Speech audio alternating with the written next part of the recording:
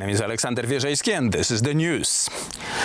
40 world leaders participate in a global climate summit hosted by President Joe Biden. The event is organized online. Polish President Andrzej Duda will take its virtual floor on Friday.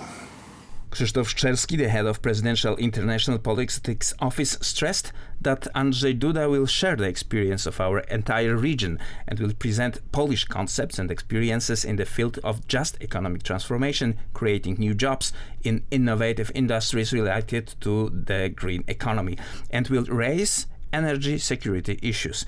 President Duda is expected to remind participants that nuclear energy is free from CO2 emissions and provides clean, dependable and affordable power much needed in developing regions. Poland plans to build as much as 6 new reactors in the new 2 decades. United States President Joe Biden committed to slash greenhouse gases emissions by half by 2030. That will cut emissions by half from 2005 levels. By maintaining those investments and putting these people to work, the United States sets out on the road to cut greenhouse gases in half by the end of this decade. That's where we're headed as a nation. And that's what we can do if we take action to build an economy that's not only more prosperous, but healthier, fair, and cleaner for the entire planet. The United States isn't waiting. We are resolving to take action. Not only our federal government, but our cities and our states all across our country.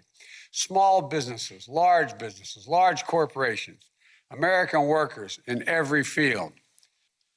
We know just how critically important that is, because scientists tell us that this is the decisive decade. This is the decade we must make decisions that will avoid the worst consequences of the climate crisis. We must try to keep the Earth's temperature to an increase to 1.5 degrees Celsius. You know, the world beyond 1.5 degrees means more frequent and intense fires, floods, droughts, heat waves, and hurricanes, tearing through communities, ripping away lives and livelihood. Chinese President Xi Jinping did not announce new emission goals, saying that China expects its carbon emissions to peak before 2030 and the country will achieve net zero emissions by 2060. China will gradually reduce its coal use from 2025 to 2030. A leader in production technology for renewable energy like solar panels, China still relies heavily on coal for its electricity generation. Russia's defense ministry ordered its troops to begin withdrawing from the Ukrainian border in a move that could help to de-escalate tensions with Kyiv and the West. The order came a day after Russian President Vladimir Putin warned adversaries that Moscow will deliver a swift and harsh response to any foreign threat among a vast buildup of forces near its border with eastern Ukraine. The biggest Russian military build-up near Ukraine border since 2014 has rattled the international community over what Moscow will do next. Russia insists it is simply responding to NATO military drills near its territory. Ukraine's President Volodymyr Zelensky welcomed the Russian troops' withdrawal.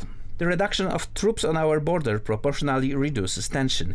Ukraine is always vigilant, yet welcomes any steps to decrease the military presence and de-escalate the situation in Donbas. Ukraine seeks peace, grateful to international partners for their support. President Zelensky raised the troop build-up with European leaders last week. NATO leaders have also sounded the alarm and have called a summit in June when Russia will be high on the agenda.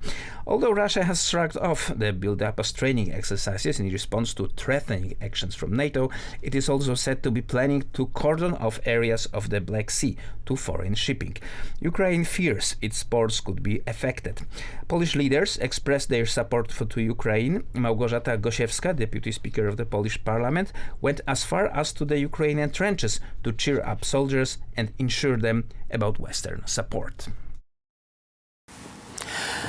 At noon expired the Czech ultimatum towards Russia. Foreign Minister Jakub Kulhanek demanded that Russia allow its expelled diplomats to return to Moscow or face further tit-for-tat expulsions. Russia ordered 20 Czech diplomats to leave the country on Sunday in retaliation for the Czech government's expulsion of 18 Russian diplomats it had identified as spies from the GRU, SVR, Russia's military and foreign intelligence services. After the ultimatum had expired, the staff of the Russian embassy in Prague will be reduced to as many diplomats as working at the Czech embassy in Moscow. Currently, it is 5 people, and they are to leave the Czech Republic by the end of June. Ministry of Health noted less than 13,000 coronavirus infections of over 70,000 tests performed. These data suggest that the third coronavirus wave is fading away. At the same time, doctors performed over 273,000 vaccinations. Polish authorities report 12,762 new cases and 694 deaths, which will bring total number of coronavirus infections up to 2,731,256 and total number of deaths to 64,168. The government wants to scale up the vaccination program. At the moment, daily capacity is about 300,000 doses. Yesterday, 273,673 doses were administered, which brings the number of vaccinated up to 7 million. 4,663,331 people got their first dose and 2,415,993 people got 2 doses. Małgorzata Schulz was talking to Americans on Sunset Boulevard in Hollywood, California, a day after the guilty verdicts in George Floyd's murder case. Reactions and comments on a need of police reform in the USA and the challenges that America is facing.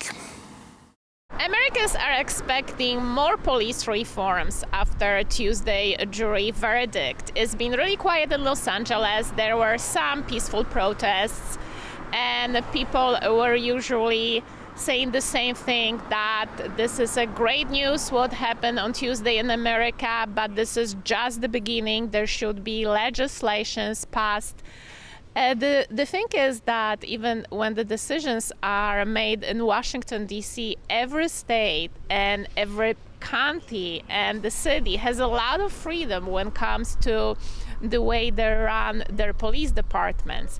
I am currently in West Hollywood. That particular neighborhood has its own police station, which is sheriff's. So in Los Angeles, we have Los Angeles LAPD, then we have Burbank Police, Beverly Hills Police, Pasadena Police, and they operate under different budgets, under different priorities. There is another big issue right now that during the pandemic, the violent crime grew for like almost 40% in major American cities. Yes, we did get justice, but it's a whole lot of things that has not been justified, and it's a whole lot of things that have not been solved, and people still have a lot of diversity issues, and people are still walking around nasty and racist, and like they really don't care about the verdict. In whatever it is, whether it's injustice or in like some other power or just in the goodness of humans, that's like how we create positive change in the world. We have to be united, and we have to look towards the good, and be optimistic about things. So here in Los Angeles, Małgorzata Schulz for Poland Daily. That's the news. Stay with us for more entertaining stories, starting with business news with me and my guest.